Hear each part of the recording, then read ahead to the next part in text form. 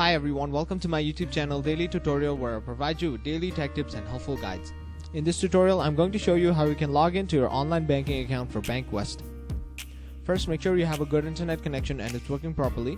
Then go ahead and open up a web browser. In the search bar, type in bankwest.com.au.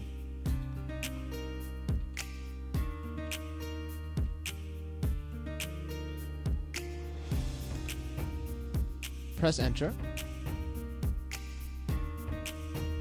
Now once you land on this page, click on the option that says login and then click on personal online banking right here. Now type in your personal access number here. If you want the bank to remember it, click on here and then type in your password here. And lastly, click on login. Once you click on login, you should be successfully logged into your Bankwest online banking account. And that is it. Thank you very much for watching this video. Be sure to leave a like, share this video, and subscribe to our channel for more helpful guides just like this.